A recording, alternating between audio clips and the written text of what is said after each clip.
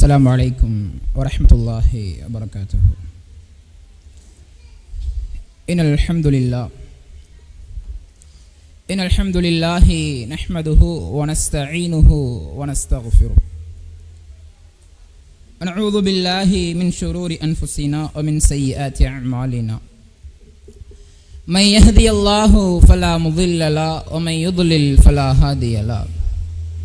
وأشهد أن لا إله إلا الله وأشهد أن محمدا عبده ورسوله. أما بعد، يا أيها الناس اتقوا ربكم الذي خلقكم من نفس واحدة وخلق منها زوجها وبث منهما رجالا كثيرا ونساء واتقوا الله الذي تساءلون به والأرحام إن الله كان عليكم رقيبا.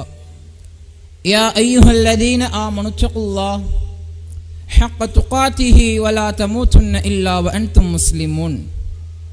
يا أيها الذين آمنوا اتقوا الله وقولوا قولا سديدا يصلح لكم أعمالكم ويغفر لكم ذنوبكم ومن يطع الله ورسوله فقد فاز فوزا عظيما. போற்றுவதற்கும் புகழ்வதற்கும் தகுதி படைத்தோன் ஏக வல்லோன் அல்லாஹ் ஒருவனுக்கே எல்லா புகழும் உரித்தாக.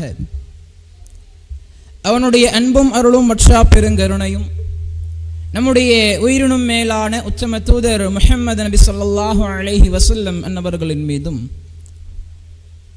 அவர்களுடைய வாழ்க்கை வழிகாட்டுதல்களை தங்களால் ஏஞ்சளவிற்கு பின்பற்றி வாழ்ந்து மறைந்த உண்மையான முஸ்லிம்கள் அனைவரின் மீதும், வாழ்ந்து கொண்டிருக்கக்கூடிய முஸ்லிம்கள் அனைவரின் மீதும், இன்னும் குறிப்பாக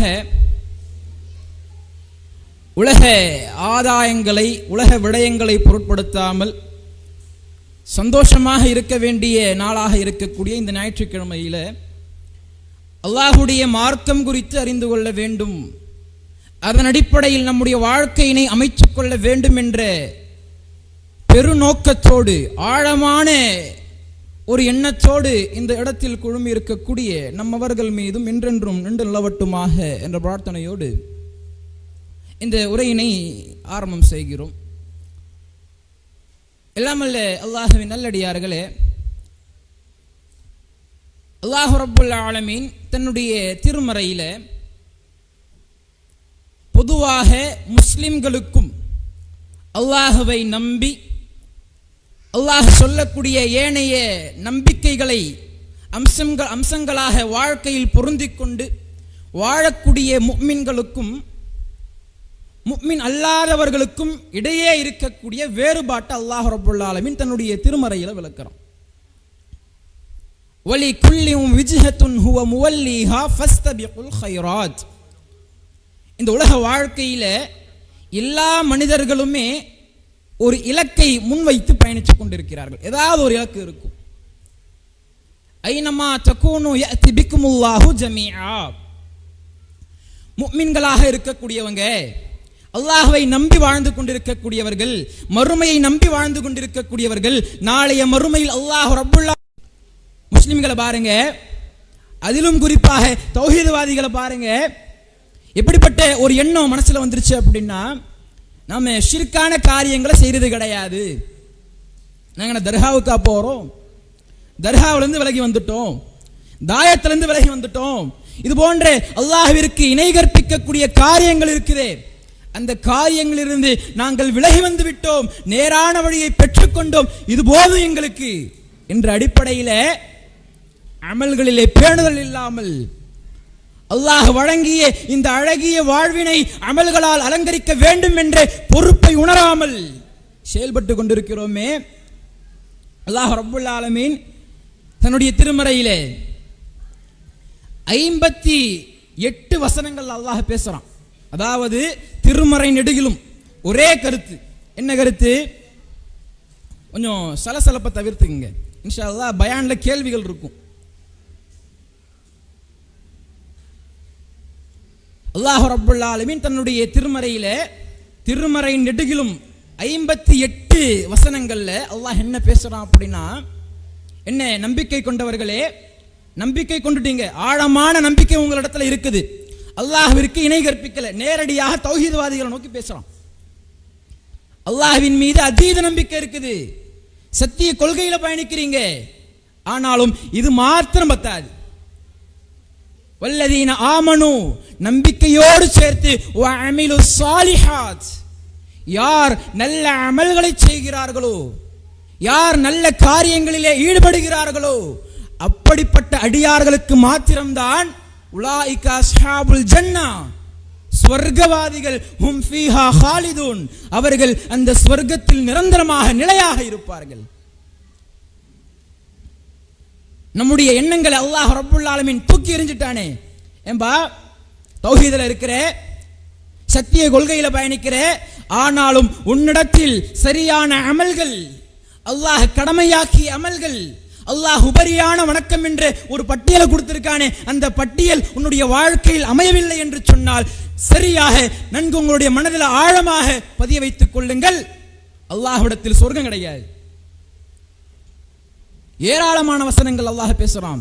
நாளைய மறுமையிலே நல்ல அடியார்களோடு நீங்க வாழணுமா, நல்ல அடியார்களோடு சுவனத்தில் குடியிருக்க வேண்டுமா, ஆசை இருக்குதா, என்ன பண்ணுங்க தெரியுமா? அல்லாஹ் பேசுறான்.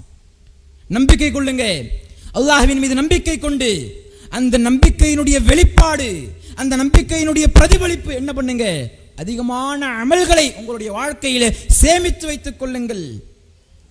மறுமையை நம்பாதவன், மறுமையை மறுப்பவன், மன்னரையை மறுப்பவன், செல்வம் செல்வம் என்று உலகத்தின் மீது அதிக மோகம் கொண்டு வாழலாம். நீங்க அப்படியா? மன்னரையை நம்பி வாழ்ந்து கொண்டிருக்கிறீர்கள், மறுமையை நம்பி பயணித்துக் கொண்டிருக்கிறீர்கள். அப்படி வாழக்கூடிய நீங்கள் என்ன பண்ணணும்? மன்னரையிலே என்னுடைய செல்வம் எனக்கு பயனளிக்காது, மறுமையிலே என்னுடைய குடும்ப மக்கள் எனக்கு பயனளிக்க மாட்டார்கள், அல்லாஹ்வுடைய விசாரணையிலே என்னுடைய குடும்ப மக்கள் எனக்காக வந்து பரிந்து பேச மாட்டார்கள். நான் செய்த அமல்கள், எனக்காக நான் முற்படுத்திக் கொண்ட நல்ல காரியங்கள் அல்லாஹ்விடத்தில் எனக்காக வந்து பரிந்து பேசும். அப்படிப்பட்ட காரியங்கள்ல என்ன பண்ணுங்க, அதிகமான ஆர்வத்தோடு செயல்படுங்க. அல்லாஹ் ரப்புல் ஆலமீன் தன்னுடைய திருமறையில பேசுறான். சிந்திச்சு பாருங்க, நம்முள்ள எத்துணை அடியார்கள் அல்லாஹ்வை நம்பி, மறுமையை நம்பி, நாளைய மறுமையில அல்லாஹ்விடத்தில் சுவனத்தை பெற்றுக்கொள்ள வேண்டும் என்ற ஆசை இருக்குது, ஏற்பாடுகள் இருக்குதா? இந்த சபையில குழுமி இருக்கக்கூடியவர்களிடத்துல நான் கேட்கிறேன், யாருக்காவது இல்ல எனக்கு சொர்க்கம் வேணாம் அப்படி சொல்ல முடியுமா? எனக்கு சொர்க்கம் பெரிய பொருட்டு கிடையாது, நான் மறுமையில் அல்லாஹ்ட்ட பேசிப்பேன் அப்படி சொல்ல முடியுமா? அனைவரும் சொர்க்கத்தின் மீது பேராவல் கொண்டு வாழ்ந்து கொண்டிருக்கிறோம், அதற்கான முயற்சிகளிலே இறங்குகிறோமா? யோசிச்சு பாருங்க. அல்லாஹ்வுடைய தூதர் ஸல்லல்லாஹு அலைஹி வஸல்லம் அவங்க ஒரு நேரத்தில் சொன்னாங்க, அல்லாஹ்விடத்தில் ஒரு அடியான், முஃமினான ஒரு அடியான், அல்லாஹ்வின் மீது நம்பிக்கை கொண்டு வாழக்கூடிய ஒரு அடியான் அல்லாஹ்விடத்தில் ஒரு நேரத்தில் ரொம்ப நெருக்கமாக இருப்பான். எந்த நேரத்தில் தெரியுமா? அல்லாஹ் அவனுக்கு கடமையாக்கிய கடமையான வணக்கங்களை செய்வதின் மூலம் அல்லாஹுடன் மிக நெருக்கத்தில் இருக்கிறான். ஃபர்ஸ்ட் எங்க நெருக்கம்? அல்லாஹ் நமக்கு கடமையாக்கிய வணக்கங்கள் இருக்குல்ல, தொழுகை எடுத்துக்கோங்க, நோன்பை எடுத்துக்கோங்க, இன்ன பிற கடமையாக்கிய அல்லாஹ்வால் இந்த மனிதன் செய்ய வேண்டும் என்ற கடமை இருக்கு பாத்தீங்களா, அந்த கடமையின் மூலம் அல்லாஹ்வோடு ரொம்ப நெருக்கத்தில் இருக்கான். தொடர்ந்து அல்லாஹ்வுடைய தூதர் சொல்றாங்க, இன்னும் நெருக்கமாக ஆகணும். கடமையான வணக்கங்களை செஞ்சிட்டீங்க, அந்த கடமையான வணக்கங்களோடு சேர்த்து நஃபீலான வணக்கங்கள் இருக்குல்ல, உபரியான வணக்கங்கள் இருக்குல்ல, அந்த உபரியான வணக்கங்களை ஒரு அடியான் செய்தால் அவன் அல்லாஹ்விடத்தில் இன்னும் நெருங்கி, ஆல்ரெடி நெருக்கத்தில் இருக்கான், இருந்தாலும் அல்லாஹ் இன்னொரு ஆப்ஷன் கொடுக்கிறான். இது மட்டும் பத்தாது, உபரியான வணக்கங்களை செய், அந்த உபரியான வணக்கங்களை செய்வதன் மூலமாக அல்லாஹ்விடத்தில் இன்னும் நெருக்கமாக ஆவதற்கான முயற்சிகளை கையில் எடுங்க. அல்லாஹ்வுடைய தூதர் சொன்னாங்க. என்ன சொல்றாங்க பாருங்க, ஒரு கட்டத்தில் உபரியான வணக்கங்களை செஞ்சுக்கிட்டே இருக்காரு அந்த அடியார். சுன்னத்தான தொழுகைகளை தொழுகிறாரு, நஃபீலான தொழுகைகளை தொழுகிறாரு, தன்னுடைய வாழ்வை அமல்களால் அலங்கரிக்கிறார். அப்படி செய்யக்கூடிய நேரத்தில் அவருக்கு அல்லாஹ் கொடுக்கக்கூடிய வெகுமதி என்ன தெரியுமா? உச்சகட்ட கூலி என்ன தெரியுமா? அல்லாஹ்வுடைய தூதர் சொல்றாங்க, அந்த அடியாருடைய கைகளாக அல்லாஹ் செயல்படுகிறான். எப்படிப்பட்ட வார்த்தை! அல்லாஹ் ரப்புல் ஆலமீன் நம்முடைய பற்றுகின்ற கைகளாக மாறுகிறான், பேசுகின்ற வாய்களாக மாறுகிறான், பார்க்கக்கூடிய கண்களாக மாறுகிறான். இன்னும் அல்லாஹுடைய தூதர் சொல்றாங்க, அந்த அடியார் அல்லாஹ்விடத்தில் எதை கேட்டாலும் அல்லாஹ் ரப்புல் ஆலமீன் அதை வழங்குகிறான். ஏன்? எனக்கு ரொம்ப நெருக்கத்தில் இருக்கான். ஒரு அடியான் உலகம் உலகம் என்று சென்று கொண்டிருக்கிறான், அவன் எனக்கு பிடிக்காது. ஆனால் மற்றொரு அடியானோ மறுமையை உறுதியாக நம்பக்கூடியவனாக, மன்னரையை நம்பக்கூடியவனாக வாழ்ந்து அதற்கான ஏற்பாடுகளாக அதிகமான நன்மைகளை செய்கிறான்ல, அதிகமான நல்ல காரியங்களிலே ஈடுபடுகிறானே, அந்த அடியானுக்கு நான் தரக்கூடிய வெகுமதி என்ன தெரியுமா?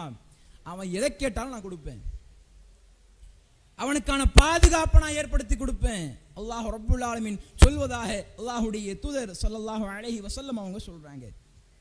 நீங்க சிந்திச்சு பாருங்க, நம்முடைய எத்தனை அடியார்கள் அல்லாஹ்வோடு மிகவும் நெருக்கமான ஒரு இடத்தை அடைந்து கொள்வதற்காக கடமையான வணக்கங்களை நம்ம உறுதியா இருக்கும். ஃபர்ஸ்ட் கடமையை முடிப்போம், உபரியா எடுத்து போவோம். அமல்களை ரெண்டா பிரிக்கலாம். ஒன்று என்ன? அல்லாஹ் நமக்கு கடமையாக்கிய அமல்கள். மற்றொன்று என்ன? அல்லாஹ் நமக்கு உபரியான வணக்கங்களாக கொடுத்திருப்பான். இந்த உபரியான வணக்கங்களை செஞ்சு என்ன பண்ணுங்க, உங்களுடைய வாழ்வை அழகிய அமல்களால் அலங்கரித்துக் கொள்ளுங்கள் என்ற ஒரு ஆப்ஷனை கொடுத்திருக்கான். முதல் பகுதி என்ன? கடமையான வணக்கங்கள். கடமையான வணக்கங்கள் நம்முடைய நிலை எப்படி இருக்கு? தொழுகை எடுத்துக்கங்க. தௌஹீதில் பயணிக்கக்கூடிய ஆண்கள் எத்துணை பேர் இன்று காலையிலே சுபுஹ் தொழுகையில கலந்துக்கிட்டோம். சுபுஹ் தொழுகையில ஜமாத்தோடு அல்லாஹ்விடத்தில் 27 மடங்கு கூலிகளை எதிர்பார்த்தவர்களாக ஜமாத்தோடு தொழுத நபர்கள் எத்தனை பேர்? இன்னைக்கு சிந்திச்சு பாருங்க. கேட்டா நான் தௌஹீதுல பயணிக்கிறேன், நான் உறுதியான தௌஹீதுவாதி. தொழுகைங்கப்பா, தொழுகை இல்லாத தௌஹீதுவாதி என்ன அழகாது. இன்னைக்கு பெரும்பாலும் தௌஹீதுவாதிகளின் மீது வைக்கக்கூடிய விமர்சனம் என்ன தெரியுமா? என்ன பாய் தௌஹீத் சொல்றீங்க, ஆனா தொழுகையில் ஆளை காணுமே, சுபுஹ் தொழுகைகள்ல அந்த தௌஹீத்வாதியை பார்க்க முடியலையே, வீட்டுல உறங்கிக்கிட்டு இருக்காரே. இது போன்ற விமர்சனங்கள் இன்னைக்கு தௌஹீத் ஜமாத்தின் மீது வீசப்படுகிறது என்று சொன்னால் காரணம் என்ன? இந்த தௌஹீதில் பயணிக்கக்கூடிய சில நபர்களுடைய குற்றம், சில நபர்களுடைய பாவம். இது போன்ற விமர்சனங்களுக்கு ஆளாக்கப்படுகிறோம். இல்லைன்னு சொல்ல முடியுமா? இன்னைக்கு பெரும்பாலும் பார்க்கிறோம், தௌஹீதுல உறுதியாக இருக்கக்கூடிய நபர்கள்ல சுபுஹ் தொழுகைக்கு வர்றது கிடையாது. இஷா வரைக்கும் நல்லா பேசுவாரு, சகோதரர்களோடு பேசிக்கிட்டு இருப்பாரு மர்கஸ்ல, ஆனா சுபுஹ் தொழுகையில் ஆளை பார்க்க முடியாது. இது ஒரு தௌஹீத் கொள்கையில் வாழக்கூடிய அடியானுக்கு அழகா? எப்ப நாளைய மறுமையில அல்லாஹ்விடத்துல சொர்க்கத்தை எதிர்பார்த்தவர்களாக ஒரு கொள்கையில வாழக்கூடிய சாரார விமர்சித்து நீங்க சரியில்லை, அல்லாஹும் அல்லாஹுடைய தூதரும் சொல்லித்தரக்கூடிய கருத்துக்களுக்கு மாற்றமாக செயல்படுகிறீர்கள் என்று சொல்லிட்டு மற்றொரு ஜமாத் ஆரம்பிச்சு அந்த ஜமாத்துல பயணிச்சுக்கிட்டு இருக்கோம். இலக்கு எங்க போச்சு? அல்லாஹ்விடத்தில் சொர்க்கத்தை பெற்றுக்கொள்ள வேண்டும் என்று சொன்னால் நம்முடைய வாழ்க்கையிலே அவசியமாக இருக்க வேண்டிய அமல் சுபுஹ் தொழுகை இல்லையா? அல்லாஹ்வுடைய தூதர் சொன்னார்களே, யாருக்கு தெரியுமா சுபுஹ் தொழுகை ரொம்ப பாரமா இருக்கும்? நயவஞ்சகர்கள், எந்த அடியார்கள் இந்த ஈமான்ல உறுதியாக இருக்காங்களோ, எந்த அடியார்கள் மற்றவர்களுடைய பார்வைகளுக்கு நான் தௌஹீதுவாதியாக இருக்கணும்ன்ற ஆசையில இருக்கானோ அவனுக்கு தான் எப்படி இருக்கும்? சுபுஹ் தொழுகை பாரமா இருக்கும். அல்லாஹ்வின் மீது நம்பிக்கை வைத்து, மறுமையின் மீது நம்பிக்கை வைத்து, அல்லாஹ்விடத்தில் அதீத கூலிகளை பெற்றுக்கொள்ள வேண்டும் என்ற பேர் ஆவலோடு ஒரு மனிதன் தௌஹீதுல பயணிக்கிறான் அப்படின்னா அவனுக்கு சுபுஹ் தொழுகை பாரமா இருக்காது. சுபுஹ் தொழுகைக்காக அவன் தூக்கத்தை தியாகம் செய்தால் அவன் பெருமை கொள்வான். அல்லாஹ்வுக்காக நான் தூக்கத்தை தியாகம் செஞ்சுட்டேன். சுபுஹ் தொழுகைக்காக இன்ன பிற செயல்களை அவன் தியாகம் செய்தால் அவன் பெருமை கொள்ளணும். அல்லாஹ்வுக்காக பாத்தியா, கோடான கோடி மக்கள் உறங்கிக் கொண்டிருக்கிறார்கள், ஆனா நான் பாரு அல்லாஹ்வுக்காக, என்னுடைய மறுமைக்காக, மறுமையில அல்லாஹ்விடத்தில் நிரந்தரமான சொர்க்கத்தை பெற்றுக்கொள்ள வேண்டும் என்பதற்காக தூக்கத்தை தியாகம் செஞ்சுட்டு வந்து நிக்கிறேன். சிந்திச்சு பாருங்க. அல்லாஹ்வுடைய தூதர் சொன்னார்களே, எந்த அடியான் சுபுஹ் தொழுகையிலே கலந்துக்கிறானோ அந்த அடியானுக்கு அல்லாஹ் தரக்கூடிய கூலி என்ன தெரியுமா? அந்த நாள் முழுக்க அவனுக்கு பாதுகாப்பு. எத்தனை அடியார்கள் அல்லாஹ்வுடைய பாதுகாப்பை பெற்றுக்கொள்ள வேண்டும் என்பதற்காக சுபுஹ் தொழுகையில கலந்துக்கிறோம். நீங்க பார்க்கிறோம், இசட்டு பிரிவுன்றாங்க, முதலமைச்சருக்கான பாதுகாப்பு, பிரைம் மினிஸ்டருக்கான பாதுகாப்பு, இது போன்ற பாதுகாப்புகளை, ராணுவ பாதுகாப்பு, அதெல்லாம் பார்க்கும்போது வியந்து பார்க்கிறோம். என்னடா இப்படி இருக்காங்க, எவ்வளவு பெரிய ரைஃபிளை கையில் வச்சிருக்காங்க, கன்னை வச்சிருக்காங்க, பார்க்கிறோம்ல, வியந்து பார்க்கிறோம்ல. அல்லாஹ் ரப்புல் ஆலமீன் பேசுறான், பிஎம் என்ன சிஎம் என்ன, சுபுஹ் தொழுகையில கலந்துக்க, உனக்கு என்னுடைய பாதுகாப்பு கிடைக்கும். இசட்டு பிரிவு என்ன, அல்லாஹ்வா? அல்லாஹ்வுடைய படைப்பினங்கள், அல்லாஹ்வுடைய படைப்பினங்களை கண்டு வியந்து பார்க்கிறாய், அல்லாஹ்வுடைய பாதுகாப்பு கிடைக்கப்பெறக்கூடிய சுபுஹ் தொழுகையில் அலட்சியம் காட்டுகிறாய்.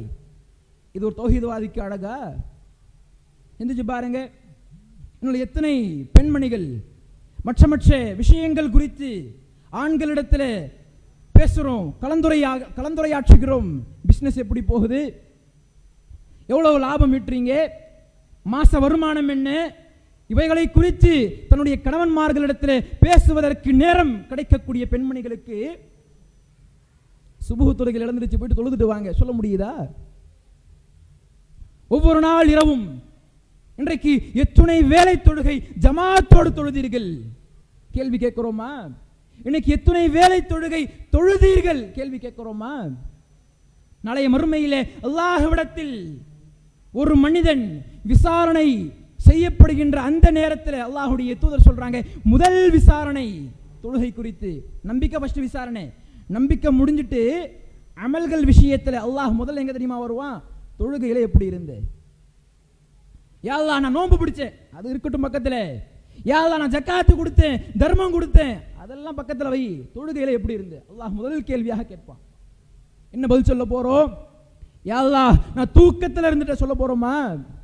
வியாபாரத்துக்காக தொழுகையை புறக்கணிச்சோம் சொல்ல முடியுமா? அல்லாஹ் ஏத்துப்பானா?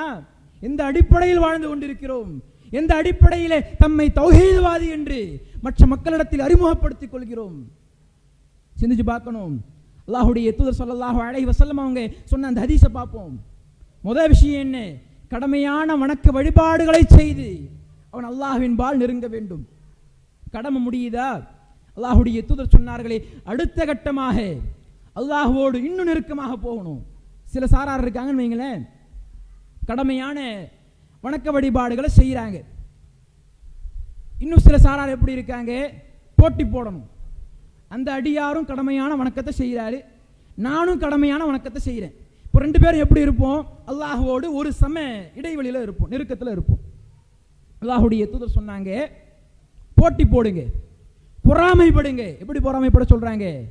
உங்களுடைய உலக வாழ்க்கையில இரண்டு விஷயங்களை தவிர்த்து வேறு எந்த காரணத்துக்காகவும் பொறாமைப்படாதீங்க. அல்லாஹ்வுடைய தூதர் சொன்னாங்க. என்ன ரெண்டு விஷயங்கள் சொல்லுங்க யாராவது?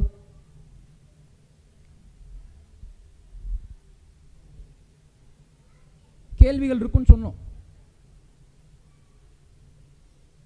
சொல்லுங்க.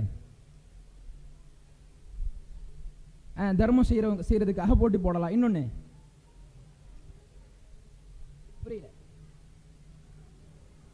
அதாவது ஒன்று சொல்லிட்டாங்க. அதாவது ஒரு சாரார் அதிகப்படியான தர்மத்தை செய்கிறாங்கன்னு வைங்களேன், அவருக்கு அல்லாஹ் ரப்புல் ஆலமீன் பொருளாதாரத்தை கொடுத்துட்டான்.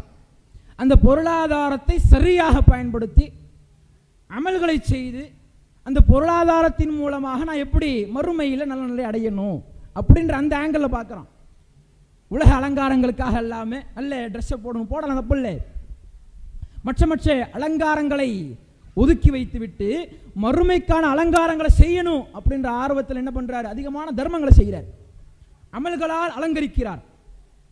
இப்போ அதை பார்த்து நீங்க என்ன பண்ணுங்க? பொறாமப்படுங்க.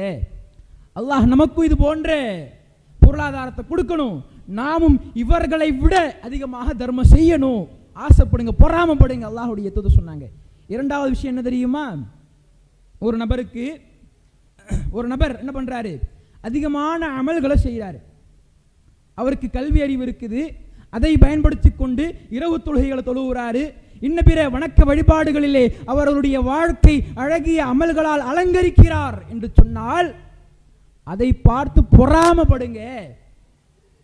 சரியா?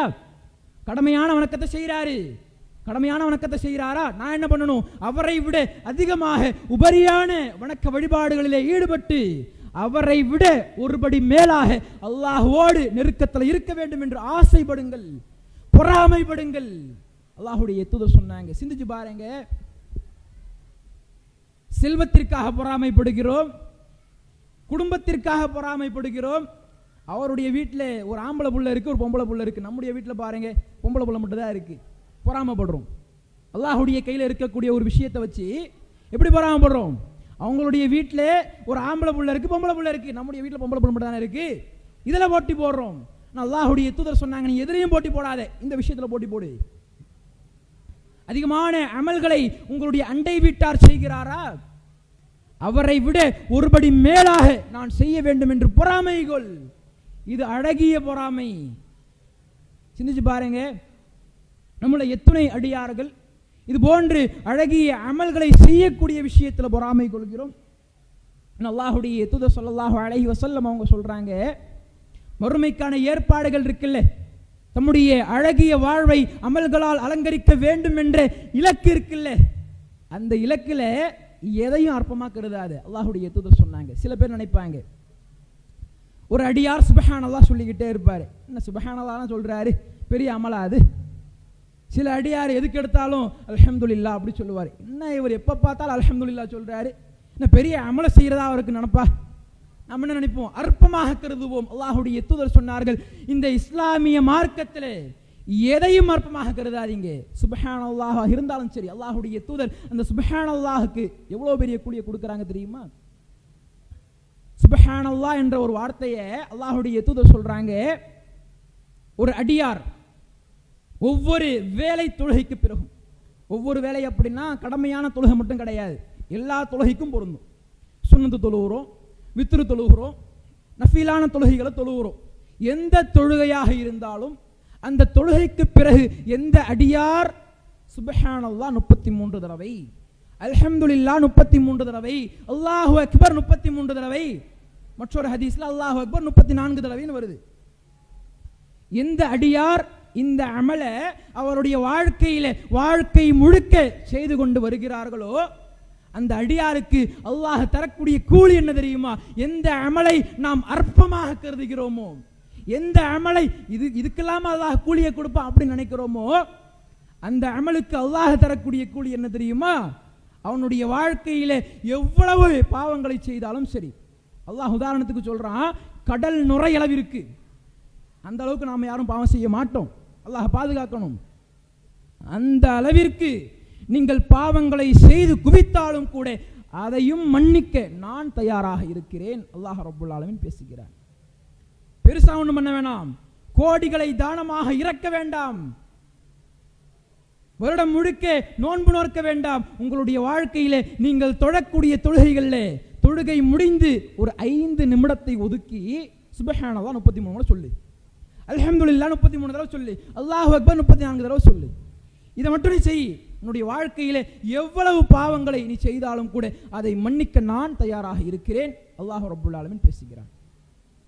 சிந்திச்சு பாருங்க, இன்னைக்கு நிறைய தௌஹீத்வாதிகளுடைய அம்சங்களை பார்க்குறோம். அவங்களுடைய வாழ்க்கையை பார்க்கும் பொழுது இமாம் ஜமாத்தோடு தொழுதுகிட்டு இருப்பார். இமாம் சலாம் சொல்லி திரும்பி உட்காரணும். அல்லாஹுடைய தூதருடைய வழிமுறை.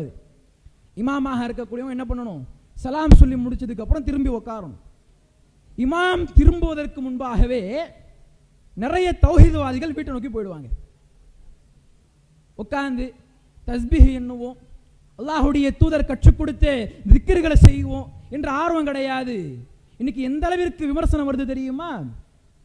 போயிட்டு நம்ம தாவா களத்தில் நிற்கிறோம், சுன்னத்துல் ஜமாத்தின் இடத்துல போயிட்டு தாவா செய்யக்கூடிய நேரத்தில் அந்த சுன்னத்து ஜமாத்தை சார்ந்த நபர்கள் சொல்றாங்க, என்ன பாய் தௌஹீத் ஜமாத்துல இருந்து வந்திருக்கீங்களா? எப்படி தெரியுமா அடையாளப்படுத்துறாங்க? சுன்னத்து ஜமாத்னா சுன்னத்தை தொழுவாங்களாம், தௌஹீத் ஜமாத்து சுன்னத்தை தொழ மாட்டாங்க. எப்படிப்பட்ட அடையாளம் பாருங்க. இதையா தௌஹீத் போதிக்குது? இதையா தௌஹீத் ஜமாத் கொள்கையாக கொண்டு பயணித்துக் கொண்டிருக்கிறது? தௌஹீத் ஜமாத்தினுடைய கொள்கையை மறந்து பெயர் தாங்கி தௌஹீதுகளாக எத்துணை அடியார்கள் இன்னைக்கு வாழ்க்கையில் பயணிச்சுக்கிட்டு இருக்கோம். சுன்னத்து தொழாதே ஒரு அடியார் மற்றவர்களுடைய பார்வையில் எப்படி பார்க்க போறான் பாருங்க. நீ தௌஹீதவாதியா? சுன்னத்தை தொழ மாட்டே. எப்படிப்பட்ட அழகிய ஒரு அடையாளம் பாருங்க. எந்த அளவிற்கு ஒரு பின்தங்கிய நிலையில நம்ம வாழ்ந்துகிட்டு இருக்கோம், சிந்திச்சு பார்க்கணும். இன்னும் பாருங்க, எத்தனையோ அமல்களை அல்லாஹுடைய தூதர் ஸல்லல்லாஹு அலைஹி வஸல்லம் அவங்க அழகிய முறையில் நமக்கு கற்றுக் கொடுக்குறாங்க. எந்த அளவுக்கு, ஒரு நேரத்தில் ஜுவைரியா ரலியல்லாஹு அன்ஹு, யார் ஜுவைரியானா? பதில் சொல்லுங்க. ஜுவைரியா ரலியல்லாஹு அன்ஹு யாரு? உங்களுக்கு தெரிஞ்ச ஜுவைரியாவை சொல்லுங்க. நபிகளாருடைய மனைவி ஜுவைரியா ரலியல்லாஹு அன்ஹு. ஒரு நாள் அல்லாஹுடைய தூதர் ஸல்லல்லாஹு அலைஹி வஸல்லம் அவங்க இரவு தொழுகையை முடிச்சுட்டு என்ன பண்றாரு, ஜுவைரியா ரலியல்லாஹு அன்ஹு அவர்களுடைய இல்லத்திலிருந்து சுபஹ் தொழுகைக்கு போறாரு. அந்த நேரத்தில் ஒரு பொசிஷன்ல ஜுவைரியா ரலியல்லாஹு அன்ஹு அவங்க அல்லாஹ்வை வணங்கிக்கிட்டு இருக்காங்க. ஒரு இடத்துல அமர்ந்துக்கிட்டு அல்லாஹ்வை போற்றி புகழக்கூடியவர்களாக இருக்காங்க. அவங்களுடைய ஆர்வத்தை பாருங்க. அல்லாஹுடைய தூதர் ஸல்லல்லாஹு அலைஹி வஸல்லம் அவங்க சுபஹ் தொழுகையை முடிச்சுட்டு, அல்லாஹுடைய தூதருடைய ஒரு பண்பு என்ன அப்படின்னா, சுபஹ் தொழுகையை முடிச்சுட்டு சூரியன் உதயமாகக்கூடிய அளவுக்கு என்ன பண்ணுவார், பள்ளிவாசல்ல இருப்பார். சூரியன் உதயமானதுக்கு அப்புறம் லுஹா தொழுகையை தொழுதுட்டு வந்துடுவார் வீட்டுக்கு. அல்லாஹுடைய தூதர் ஸல்லல்லாஹு அலைஹி வஸல்லம் அவங்க ஒரு நாள் ஜுவைரியா ரலியல்லாஹு அன்ஹு அவங்களுடைய வீட்டிலேருந்து கிளம்புறாங்க சுபஹ் தொழுகைக்கு. சுபஹ் தொழுகையை முடிச்சுட்டு சூரியன் உதயமாகக்கூடிய அந்த நேரம் வரையில அல்லாஹ்வை போற்றி புகழ்ந்து விட்டு சூரியன் உதயமானதுக்கு பிறகு ரொம்ப நேரம் என்ன பண்றாரு, லுஹா தொழுகையை தொழுது முடித்து விட்டு ரொம்ப நேரம் கழிச்சு வீட்டுக்கு திரும்புறாரு.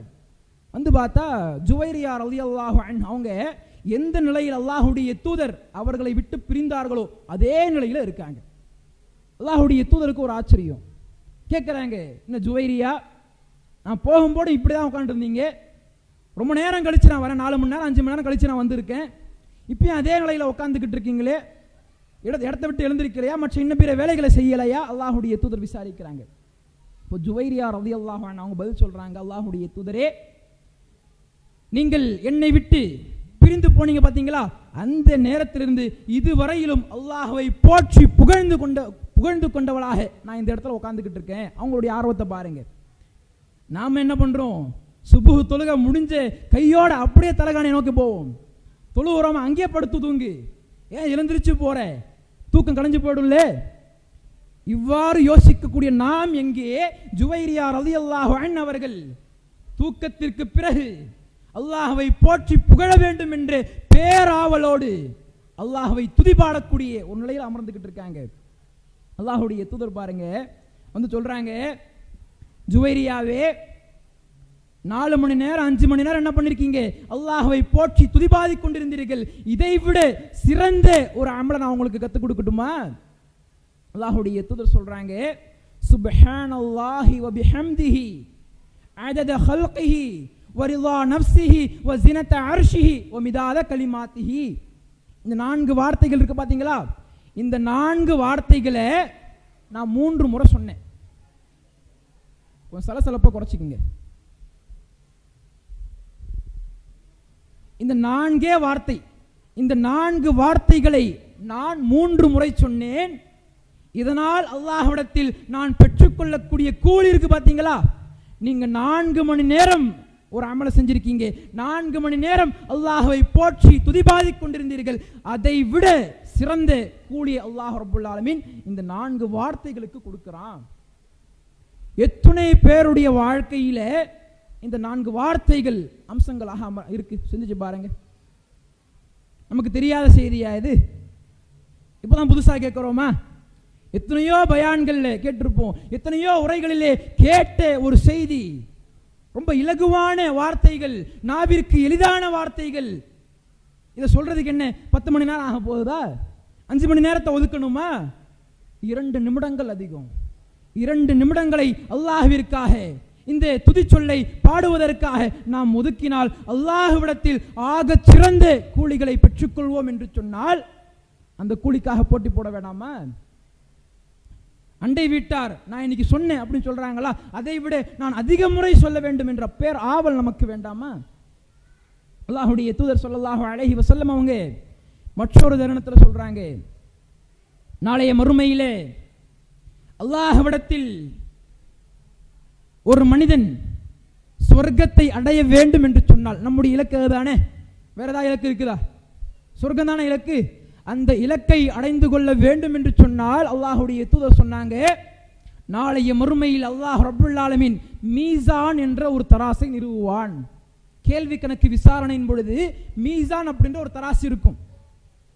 அந்த தராசில ஒரு பக்கம் என்ன இருக்கும்? நன்மையான காரியங்கள் இருக்கும். மற்றொரு பக்கம் என்ன இருக்கும்? தீமையான காரியங்கள். நம்முடைய வாழ்க்கையில் நாம் தெரிந்து தெரியாமல், அறிந்து அறியாமல் செய்த எல்லா பாவங்களையும் அல்லாஹ் ரப்புல் ஆலமீன் அந்த தீமையான அந்த இடத்தட்டு இருக்குல்ல, அதில் வந்து நிறுத்துவான். அல்லாஹ்வுடைய தூதர் சொன்னார்கள், யாருடைய நன்மையினுடைய கணம் அதிகரித்து விடுகிறதோ அவன் வெற்றி அடைவான். அல்லாஹ் தன்னுடைய திருமறையில் பேசுறான், இந்த அடியாருக்கு தன்னுடைய ஏடு வலது கரத்தில் தரப்படுகிறதோ, எந்த அடியாரு, எந்த அடியாருக்கு நன்மையினுடைய கணம் அதிகரித்து விட்டதோ அந்த அடியாருக்கு அல்லாஹ் ரப்புல் ஆலமீன் அவனுடைய ஏடு இருக்கு பாத்தீங்களா, ஏடுனா என்ன? அந்த அடியான் இந்த உலகத்தில் செய்த நன்மையான காரியங்களுக்கான ஏடு இருக்கும்ல, அந்த ஏட்டை அல்லாஹ் ரப்புல் ஆலமீன் தன்னுடைய வலது கரத்தில் கொடுப்பான். அவன் வெற்றி அடைந்து விட்டான், சுவனவாதி. அந்த இடத்தை நாம் அடைய வேண்டும் என்று சொன்னால் நம்முடைய வாழ்க்கையிலே அதிகமான அமல்களை செய்து அந்த மீசான் தராசிலே நன்மையினுடைய கணத்தை அதிகரிக்க செய்வதற்கான வேலைகளை செய்யணும். சிந்திச்சு பாருங்க, நாம அதிகமான நன்மைகளை செய்தாலும் கூட கணக்கு போட்டு பாருங்க, நம்முடைய வாழ்க்கையிலே ஒரு நாள் இருக்கு, அதிகமான நன்மைகளை சேகரித்துக் கொள்கிறோமா அல்லது பாவங்களை சேகரித்துக் கொள்கிறோமா? அதிகமான பாவத்தை தான் செய்வோம். நமக்கு தெரிஞ்ச பாவங்களே அதிகமாக இருக்கும். நமக்கு அறியாமல், நம்மை அறியாமல் அதிகமான பாவங்களை செய்யக்கூடியவங்களாக இருப்போம். அல்லாஹ்வுடைய தூதர் சொல்றாங்க, இரண்டு வார்த்தைகள் நான் உங்களுக்கு கற்றுக் கொடுக்கிறேன். அல்லாஹ்வுடைய தூதர் சொல்றாங்க, அந்த இரண்டு வார்த்தைகள் நாவிற்கு எளிதானதாக இருக்கும். அல்லாஹ்விடத்தில் அந்த மீசான் தராசு எப்படிப்பட்ட தராசு? அவனுடைய மறுமை நிலையை தீர்மானிக்கக்கூடிய தராசு. அந்த தராசில நன்மையினுடைய கணம் அதிகரித்து விட்டால் சொர்க்கத்துக்கு போயிடு, அல்லாஹ் அனுப்பி விட்டுருவான். இல்லை, பாவத்தினுடைய கணம் அதிகரித்து விட்டால் நரகத்தை தவிர வேற வழி கிடையாது. அவனுடைய நிலையை தீர்மானிக்கக்கூடிய அந்த தராசில, அந்த தராசினுடைய நன்மையினுடைய கணத்தை அதிகரிக்கக்கூடிய இரண்டு வார்த்தைகள் அல்லாஹ்வுடைய தூதர் கற்றுக் கொடுக்குறாங்க. சுப்ஹானல்லாஹி வ பிஹம்திஹி சுப்ஹானல்லாஹில் அஸீம். நமக்கு தெரியாதா? சிந்திச்சு பாருங்க, எத்தனை அடியார்கள் இந்த வார்த்தையை என்னுடைய வாழ்க்கையினுடைய அடிப்படை அலங்காரமாக ஆக்கிக் கொள்ள வேண்டும் என்று ஆசையோடு பயணித்துக் கொண்டிருக்கிறோம். இதை விட ஒரு அலங்காரம் இருக்குதா? நல்ல வாட்ச் அணிகிறோம், நல்ல செருப்பு அணிகிறோம், நல்ல ஆடைகளோடு வாடுறோம், நல்ல அலங்காரம் தான், பிரச்சனை இல்லை. நாளைய மறுமைக்கான அலங்காரம், நாளைய மறுமையிலே அல்லாஹ்விடத்தில் சொர்க்கத்தை பெற்றுக்கொள்வதற்கான அடிப்படை அலங்காரமாக அல்லாஹ்வுடைய தூதர் மிக அழகிய ஒரு அலங்காரத்தை கற்றுக் கொடுத்திருக்காங்களே, இதை நம்முடைய வாழ்க்கையில் அந்த அலங்காரத்தை அணியக்கூடியவர்களாக இருக்கோமா? சிந்திச்சு பாருங்க. அப்புறம் எப்படி நம்ம மறுமையை நம்பி வாழ்றோம்? அப்புறம் எப்படி நம்ம மன்னரையை நம்பி வாழறோம்? மறுமையை மன்னரையை நம்பி வாழக்கூடிய ஒரு அடியானாக இருந்தால் அதற்கான ஏற்பாடுகள் என்னவோ அதை நோக்கி தானே செயல்படணும்.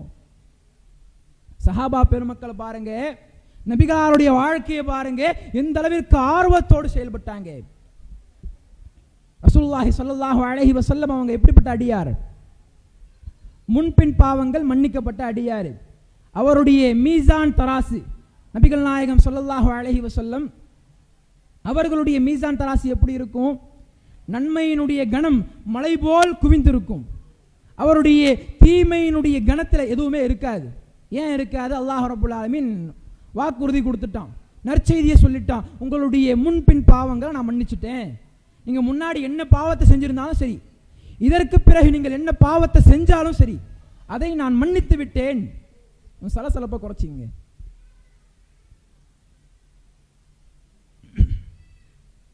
அல்லாஹ் ரப்புல் ஆலமீன் அல்லாஹ்வுடைய தூதருக்கு வழங்கிய ஒரு ஆகச் சிறந்த ஒரு சிறப்பு என்ன அப்படின்னா, அல்லாஹ்வுடைய தூதருடைய முன்பின் பாவங்கள் மன்னிக்கப்பட்டு விட்டது. அப்படிப்பட்ட அல்லாஹ்வுடைய தூதரே என்ன பண்ணுவார் தெரியுமா? ஒரே ஒரு சம்பவத்தை சொல்றேன் பாருங்க. ஒரு நாள் ஆயிஷா ரலியல்லாஹு அன்ஹா அவங்களுடைய இல்லத்தில் இரவை கழிக்க ஆசைப்படுகிறார். சலசலப்பை கொஞ்சம் குறைச்சிக்கிட்டு உரையில் கொஞ்சம் கவனம் செலுத்துங்க. ஆயிஷா ரலியல்லாஹு அன்ஹா அவர்களுடைய இல்லத்தில் அந்த இரவை கழிக்க ஆசைப்படுகிறார். அல்லாஹ்வுடைய தூதர் ஸல்லல்லாஹு அலைஹி வஸல்லம் அவங்க ஆயிஷா ரலியல்லாஹு அன்ஹா அவர்களிடத்துல போயிட்டு ஒரு ரெக்வெஸ்ட் பண்றார். என்ன ரெக்வெஸ்ட் தெரியுமா? பொருளாதாரத்தை கேட்கல, நல்லா நான் தூங்கணும், ரொம்ப டயர்டா இருக்குது, தூங்க விடுங்க, தொல்லை கொடுக்காதீங்க, அந்த ரெக்வெஸ்ட்டை வைக்கல. அல்லாஹ்வுடைய தூதர் வைத்த ரெக்வெஸ்ட்டை பாருங்க, கோரிக்கையை பாருங்க. இந்த ஒரு நாள் இரவை நான் அல்லாஹ்விற்காக, அல்லாஹ்வை நினைவு கூறுவதற்காக, அல்லாஹ்வை துதிபாடுவதற்காக நான் எடுத்துக்கிறேன், அதற்கு அனுமதி கொடுங்களே. எப்படிப்பட்ட ரெக்வெஸ்ட்! தன்னுடைய மனைவி இடத்துல ரெக்வெஸ்டா கேட்கிறாங்க. இந்த ஒரு நாள் இரவை எனக்கு அனுமதி கொடுங்க, நான் அல்லாஹ்வை துதிபாடுவதற்காக, அல்லாஹ்வை பெருமைப்படுத்துவதற்காக, இரவு முழுக்க நின்று வணங்குவதற்காக பர்மிஷன் கொடுங்களேன். அல்லாஹ்வுடைய தூதர் கேட்கிறாங்க. ஆயிஷா ரலியல்லாஹு அன்ஹா அவங்க என்ன சொல்றாங்க? என்ன ரசூலுல்லாஹ், இதுக்கெல்லாம் பர்மிஷன் கேட்பீங்க? போய் நீங்க தொழுவுங்க. அல்லாஹ்வுடைய தூதர் தொழுக ஆரம்பிக்கிறாங்க. இரவு ஆரம்பிக்கு தொழுக ஆரம்பிக்கிறாங்க. ஆயிஷா ரலியல்லாஹு அன்ஹா அவங்க பார்க்கறாங்க, முடிப்பாங்க, முடிக்க காணோம். சுபஹ் தொழுக நேரம் வந்துருச்சு. பிலால் ரலியல்லாஹு அன்ஹு அவங்க என்ன பண்றாங்க? பாங்கு சொல்றதுக்காக வந்துட்டாங்க. ரசூலுல்லாஹி ஸல்லல்லாஹு அலைஹி வஸல்லம் அவங்க பிலால் ரலியல்லாஹு அன்ஹு வந்துட்டாங்க. பார்க்கறாங்க, சரி சுபஹ் தொழுக நேரம் வந்துருச்சு, தொழுகையை முடிக்கிறாங்க. கால்கள் எப்படி இருக்கு? கால்கள் வீங்கக்கூடிய அளவிற்கு அல்லாஹ்வுடைய தூதர் ஸல்லல்லாஹு அலைஹி வஸல்லம் அவர்கள் நின்று வணங்குகிறார்கள். அந்த நேரத்தில் ஆயிஷா ரலியல்லாஹு அன்ஹா அவர்களும் பிலால் ரலியல்லாஹு அன்ஹு அவர்களும் கதற கதற கண்ணீர் வழிக்கிறார்கள். அல்லாஹ்வுடைய தூதரே, நீங்க ஏன் இவ்வளவு சிரமப்படுறீங்க? நீங்க ஏன் இவ்வளவு கஷ்டப்படுறீங்க? அல்லாஹ் ரப்புல் ஆலமீன் உங்களுடைய முன்பின் பாவங்களை மன்னித்து விட்டானே, அப்படி இருக்கக்கூடிய நீங்கள் ஏன் இவ்வளவு கஷ்டப்படுறீங்க? அல்லாஹ்வுடைய தூதர் சொன்னாங்க, அழகிய ஒரு வார்த்தையை சொன்னாங்க, அல்லாஹ்விற்கு நான் நன்றியுள்ள அடியானாக இருக்க வேண்டாமா? அல்லாஹ் எனக்கு அருள் புரிந்திருக்கிறானே, அதற்கு நன்றி செலுத்த வேண்டாமா? சிந்திச்சு பாருங்க. நம்முடைய வாழ்க்கையிலே 3 வேளை நல்லா சாப்பிடுறோம், நிம்மதியாக வாழ்கிறோம், நிம்மதியான உறக்கம் உண்டு. இன்னைக்கு எத்தனை பேர் உறக்கம் இல்லாமல் மருத்துவமனைக்கு செல்லக்கூடிய நபர்கள்? தூக்கம் வரமாட்டது, நிம்மதி இல்லை, மருத்துவமனைக்கு செல்லக்கூடிய ஒரு சூழல். அல்லாஹ் ரப்புல் ஆலமீன் நமக்கு நிம்மதியான தூக்கத்தை வழங்கி இருக்கிறானே. எத்துணை அடியார்கள், எத்துணை மனிதர்கள் சிறுநீரகம் பாதிக்கப்பட்டு கடுமையான தொல்லைகளுக்கு ஆளாக்கப்பட்டு பொருளாதாரத்தை இழந்து உடல் ஆரோக்கியத்தை இழந்து எத்துணை அடியார்கள் அவ்வளவு நிலைக்கு ஆளாக்கப்படுகிறார்கள். நமக்கு அல்லாஹ் அப்படிப்பட்ட ஒரு நிலை ஏற்படுத்தலையே. அல்லாஹுக்கு நன்றி செலுத்த வேணாம்? அல்லாஹ்வுடைய தூதர் நன்றி செலுத்தக்கூடிய அடியானாக நான் இருக்க வேண்டும் என்று ஆசைப்பட்டார்கள். இன்னும் பாருங்க, எந்த அளவிற்கு அந்த சஹாபா பெருமக்கள் ஒரு ஆர்வத்தோடு பேராவலோடு செயல்பட்டார்கள் பாருங்க. ஒரு நேரத்தில் ஒரு சஹாபி, ஹுபைப் என்று சொல்லக்கூடிய ஒரு சஹாபி எதிரிகளால் பிடிக்கப்படுறார். ஒரு பெரிய சம்பவம், அது நான் சுருக்கமாக சொல்லிடுறேன். ஹுபைப் ரலியல்லாஹு அன்ஹு என்று சொல்லக்கூடிய ஒரு சஹாபி எதிரிகளால் பிடிக்கப்படுகிறார். அந்த எதிரிகள் என்ன பண்றாங்க? போயிட்டு ஒரு சமூக மக்களிடத்தில் போயிட்டு கொடுத்துட்றாங்க. அவங்க இந்த சஹாபி என்ன பண்ணணும்? மரண தண்டனை கொடுக்கணும்னு ஆசைப்படுறாங்க. அந்த சஹாபி தூக்கு மேடையில் நிறுத்தி வைக்கப்படுகிறார். எதற்காக? மரண தண்டனை அந்த அடியாருக்கு கொடுக்கணும், அந்த சஹாபிக்கு கொடுக்கணுன்றதுக்காக தூக்கு மேடையில் நிறுத்தி வைக்கப்படுகிறார். அந்த நேரத்தில் அந்த சஹாபி தன்னுடைய கடைசி ஆசையாக மரணிக்க போறாரு. மரணத்திலிருந்து தப்ப முடியாது, எதிரிகளால் பிடிபட்டுட்டோம், மரண தண்டனை அவங்க கொடுக்க போறாங்க. கடைசி நொடியிலே அந்த அடியார் அந்த எதிரிகளிடத்தில் கேட்கிறாங்க, என்னுடைய கடைசி ஆசையாக 2 ரக்காயத்து தொழுகையை நான் தொழுதுக்கலாமா? எப்படிப்பட்ட ஒரு ஆர்வம்! தன்னுடைய வாழ்க்கை முழுக்க அமல்களால் அலங்கரித்த அந்த சஹாபா பெருமக்கள் தன்னுடைய வாழ்க்கையினுடைய இறுதி கட்டம் இறுதி நொடிகள், இறுதி நிமிடங்கள், அதையும் கூட என்னுடைய அமல்களால் அலங்கரிக்க வேண்டும் என்ற ஆசையோடு செயல்பட்டார்களே. சஹாபி சொல்றாங்க, 2 ரக்காயத்தை நான் தொழுதேன். அந்த எதிரிகள் ஒருவேளை மரணத்திற்கு அஞ்சி ரொம்ப நேரம் தொழுகிறானோ அப்படின்னு சொல்லி நீங்க நினைச்சிடக்கூடாதுன்றதுக்காக சீக்கிரம் தொழுதுட்டு வந்துட்டேன். இப்படிப்பட்ட ஒரு ஆர்வல். எதிரிகள் ஒருவேளை இதுக்காகத்தான் சொல்லியிருப்பானோ, இன்னும் கொஞ்ச நேரம் உலகத்தில் வாழலாம் என்பதற்காக அவன் இந்த தொழுகையை காரணம் காட்டி வாழ்ந்துகிட்டு இருக்கானோ என்று அவர்கள் யோசித்து விடக்கூடாது என்பதற்காக நான் குறுகிய நேரத்தில் அந்த தொழுகையை முடிச்சுட்டு வந்துட்டேன். மேலும் கூடுதலாக சொல்றாங்க, நான் முஸ்லிமாக மரணிக்கக்கூடிய இந்த தருணத்தை நான் ஒருபோதும் வெறுத்தது கிடையாது, நான் விரும்பி ஏத்துக்கிறேன். முஸ்லிமாக ஒரு அமலை செய்து முடித்தவனாக என்னுடைய மரணத்தை நான் தழுவுகிறேன் என்று சொன்னால் இதை விட ஒரு பெரிய விஷயம் இருக்குதா? சஹாபி சொல்றாரு. இது பார்க்கணும், அல்லாஹ் ரப்புல் ஆலமீன் நமக்கான ஆக சிறந்த வாய்ப்பு அல்லாஹ் கொடுத்திருக்கான். எத்தனையோ அடியார்கள் மரணித்து மண்ணாகி விட்டார்கள். அந்த அடியார்களுக்கு கிடைக்க பெறாத ஒரு வாய்ப்பு அல்லாஹ் ரப்புல் ஆலமீன் நமக்கு இந்த உயிரை கொடுத்திருக்கான். பாத்தீங்களா? உயிர் இருக்கக்கூடிய நேரத்திலே என்ன பண்ணிடணும்? காற்றுள்ள போதே தூற்றிக்கொள்னு சொல்லுவாங்க. காற்று இருக்கும்போது என்ன பண்ணிக்கணும்? தூற்றிக்கோங்க. கண்ணுள்ள போதே சூரிய நமஸ்காரத்தை பண்ணிடுங்க அப்படி சொல்லுவாங்க. போனதுக்கு அப்புறம் புலம்பி பிரயோஜனம் கிடையாது. உயிர் இருக்கக்கூடிய இந்த நேரத்திலே நமக்கான வாய்ப்பு என்பதை உணர்ந்து அல்லாஹ் ரப்புல் ஆலமீன் வழங்கிய இந்த அற்புதமான அழகிய வாழ்வை அதிகமான அமல்களை கொண்டு அலங்கரித்து நாளைய மறுமையிலே அல்லாஹ்விடத்திலே மரணத்திற்கு பிறகு சில அடியார்கள் சொல்லுவாங்களாம், மறுமையிலே நிர்கதியாக நிற்கக்கூடிய அந்த நேரத்தில் பெற்றெடுத்த பெற்றோர்கள் சொல்லுவாங்க, இந்த பிள்ளைய வச்சுக்கோ, என்னுடைய கணவனை வச்சுக்கோ, இந்த உலகத்தில் இருக்கக்கூடிய எல்லா அடியார்களையும் வைத்துக்கொள், என்ன சொர்க்கத்துக்கு அனுப்பிடு. மனைவி இதே வாசகத்தை சொல்லுவா, என்னுடைய கணவனை வச்சுக்கோ, என்னுடைய பிள்ளைகளை வைத்துக்கொள், இந்த உலகத்தில் இருக்கக்கூடிய எல்லா மனிதர்களையும் பிணையமாக வைத்துவிட்டு எனக்கு மட்டும் சொர்க்கத்தை கொடுக்குறேன். அல்லாஹ்விடத்தில் கதறக்கூடிய ஒரு சூழ்நிலை நாளைய மறுமையில் ஏற்படும். அந்த நேரத்தில் கதறாம இருக்கணும், அந்த நேரத்தில் கெஞ்சாம இருக்கணும், அந்த நேரத்தில் அல்லாஹ்விடத்தில் மன்றாடாமல் இருக்க வேண்டும் என்று சொன்னால் இந்த ரூஹ் இருக்கக்கூடிய இந்த நேரம், இந்த வாழ்வு, அழகிய வாழ்வை அமல்களால் அலங்கரித்து நாளைய மறுமையில் அல்லாஹ்விடத்தில் ஆகச் சிறந்த ஒரு நிலையாக இருக்கக்கூடிய சொர்க்கத்தை பெற்றுக்கொள்ளக்கூடிய ஒரு பாக்கியத்தை வல்ல இறைவன் உங்களுக்கும் எனக்கும் தந்தருள் புரிவானாக என்று கூறி என்னுடைய இந்த உரையை முடித்துக் கொள்கிறேன். அஸ்ஸலாமு அலைக்கும் வரஹ்மத்துல்லாஹி வபரகாத்துஹு.